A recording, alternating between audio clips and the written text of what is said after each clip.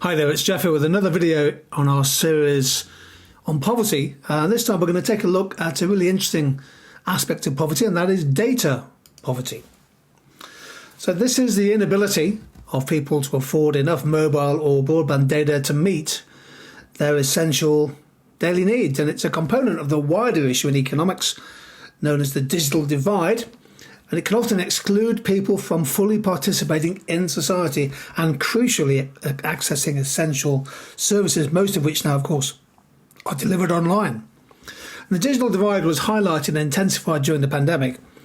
Go back nearly 5 years now, about 1 in 10 households in the UK with children lacked basic access to a laptop, a desktop PC or a tablet. And that, of course, impeded the rapid shift to remote learning. The demand for broadband data bandwidth has obviously been surging. This chart shows average monthly residential fixed broadband data in gigabytes, rising from 30 in 2013 into now in excess of 500 gigabytes per residential subscription in 2023. So part of the issue here, of course, has been this enormous, almost exponential growth in residential broadband use. But not everybody has access to fixed broadband. The figure has gone up, as this data chart shows. In 2009, 2/3 of households had fixed broadband, rising to 82% in 2017.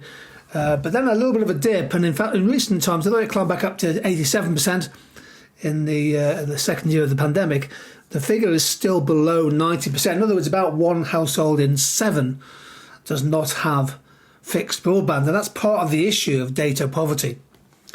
Indeed, in 2023, a survey came out from Ofcom saying that approximately 1/3, or just under a third, 29% of UK households, so over 8 million people, reported difficulties actually of being able to afford communication services, and that was nearly twice as high as 2021. So the cost of living crisis has clearly contributed to an increase in data poverty.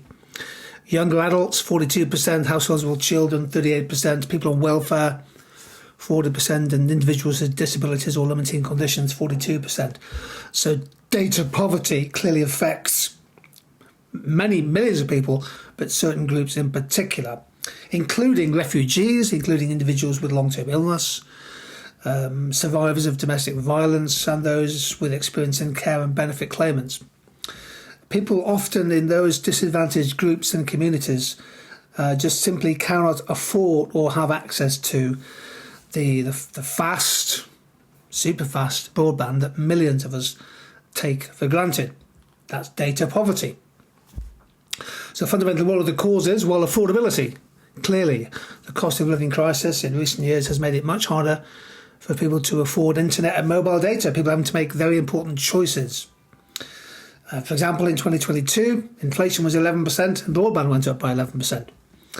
There's often a geographical issue. Urban areas typically are pretty well set and well provided for, more extensive and intensive mobile coverage, but it's still an issue of many conurbations. Digital skills, people may lack the basic digital confidence and skills needed to fully embrace and use the internet. And then there are the wider issues. So people in insecure jobs, people who don't have a fixed regular income, find it hard to secure data contracts. People who don't have a fixed or regular home address will again face barriers in being able to access the broadband services. So data poverty is something that is ubiquitous. It is a real issue in the UK. I just wanted to show the chart showing the Consumer Price Index for communication services. And as you can see, in the first half of most of the last decade, in fact, communication was becoming cheaper year on year. There was price deflation. But in the last, certainly 10 years, certainly the last 5 years, the cost of communication services has gone up. Streaming services become more expensive. Mobile broadband deals have gone up on average in the UK.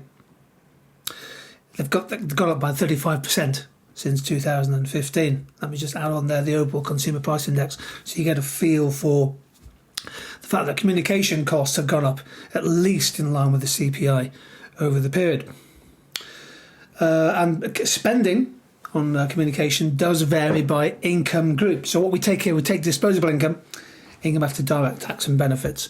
And on the x-axis there, you have we range from the poorest 10% to the highest, to the richest 10%.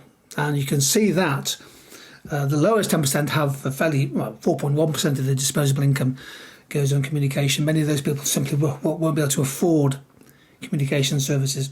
But actually spending as a share of disposable income is the highest for the second and the third decile group. So mobile prices, mobile costs, communication costs can sometimes have quite a regressive impact on relatively low income families.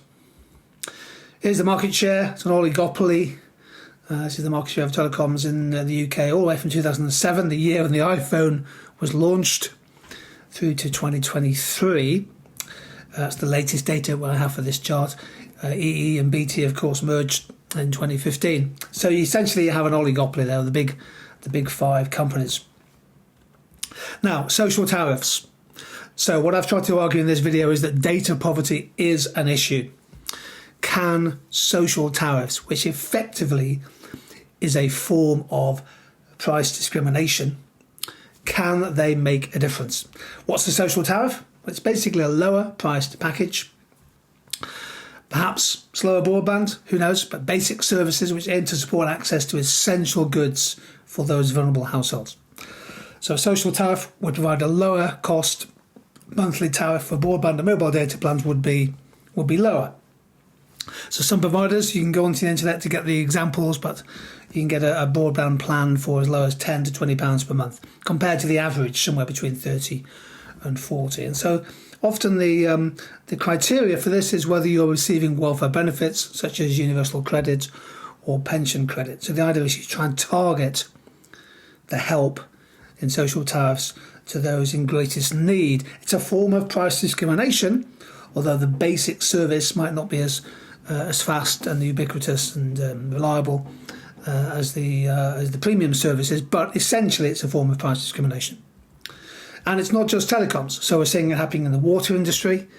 A lot of the regional utilities now offering social tariffs. In energy, Ofgem is proposing reforms to assist households struggling with rising energy debts, including, for example, helping with prepayments. And in public transportation, some local councils now provide discounted fares for people on benefits. The Job Centre Plus travel discount card is a good example of that. So in these kind of areas, energy, water, transport, data or communications, some of the big players and some of the regulators are promoting the use of social tariffs as a way of addressing an endemic issue, and that is data poverty. Okay, thanks for joining on this video. Take care and see you soon.